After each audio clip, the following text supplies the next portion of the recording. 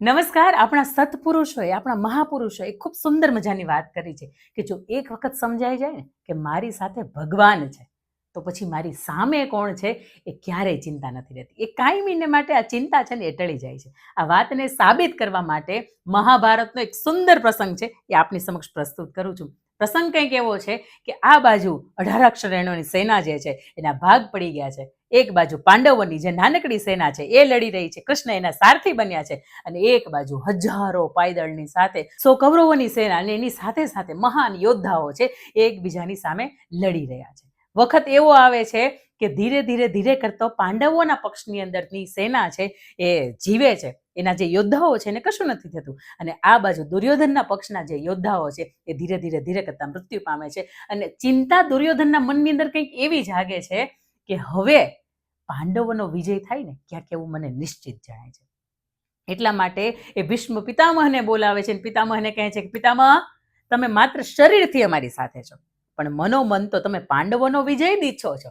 અને આ વાતને ક્યાંક ભીષ્મ પિતામહ છે એના પણ હૃદયની અંદર લાગી આવે છે. ત્યારે પિતામહ એ વચન આપે છે કે દુર્યોધન, જો તને આવું જ લાગતું હોય તો આવતીકાલનો સવાર ઉગે ત્યાંથી લઈને સાંજનો સૂરજ છે એ અસ્ત થાય ત્યાં સુધીમાં આ રણ મેદાનની અંદર, કુરુક્ષેત્રના મેદાનની અંદર કાં તો હું નહીં હોય અને કાં તો અર્જુન.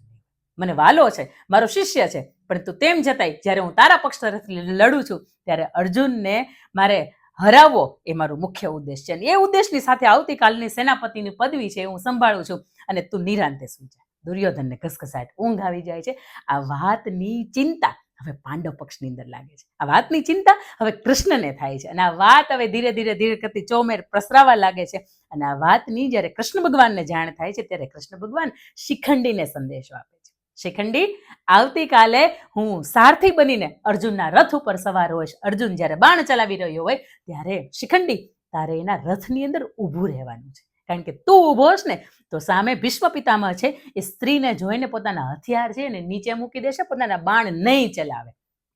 આ વાતની જાણ જાણે કે શિખંડીને થઈ હતી અને શિખંડી પણ જાણે વર્ષોનો બદલો એ ભીષ્મ પિતામહની સાથે લેવો એમ શિખંડી તૈયાર થઈ ગયો. એના આમંત્રણ છે એ સ્વીકારી લીધું છે. અને આ બાજુ કૃષ્ણ ભગવાન છે એ જ્યારે પાંડવોના અલગ અલગ કક્ષ જેના હોય છે એની અંદર ત્યાં જાય છે, જુએ છે યુધિષ્ઠિર પોતાનો ભાલો ઘસી રહ્યા છે, કારણ કે આવતીકાલે ગંગા અને શાંતિનું 8મું સંતાન ભીષ્મ પિતામહ છે એ સેનાપતિનું પદ સંભાળી રહ્યા છે. એ એની જે શક્તિ હતી, એની જે અલગ અલગ પ્રકારની દૈવીય ચેતનાઓ હતી એની સામે કોઈ દી ટકી નહીં રહેવાય, પરંતુ તેમ છતાંય તે ટકી રહેવા માટે કંઈક મહેનત તો કરવી પડશે.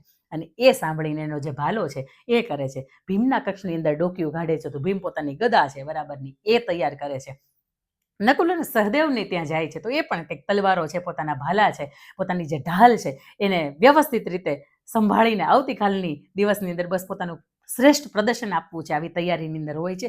અને હળવેકથી સૌથી અંતિમ કૃષ્ણ અર્જુનના કક્ષની અંદર જાય છે, જુએ છે અર્જુન ઘસઘસાટ ઊંઘે છે. ભગવાન શ્રી કૃષ્ણ છે અર્જુનને જગાડે છે અને અર્જુનને કહે છે કે અર્જુન, આવતીકાલે કુરુક્ષેત્રના મેદાનની અંદર તારા રથની સામે દાદા ભીષ્મનો રથ ઉભો રહેવાનો છે. તને ખબર નથી? જાણું છું. તેમ છતાંય તું આટલી સરસ રીતે ઊંઘી શકે છે? અને ત્યારે અર્જુન ખૂબ સુંદર મજાનું વાક્ય કહે છે કે કૃષ્ણ, આપ જાગો છો, આપ મારા સારથી છો, આપ મારા ઈશ્વર છો, આપ મારા સખા છો, આપ મારા મિત્ર છો, આપ જાગો છો પછી તમારા ભક્તને ઊંઘ ન આવે એવું બને ખરું?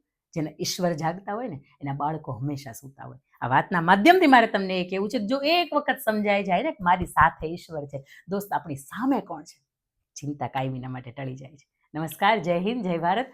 અંકિતાની વાતો.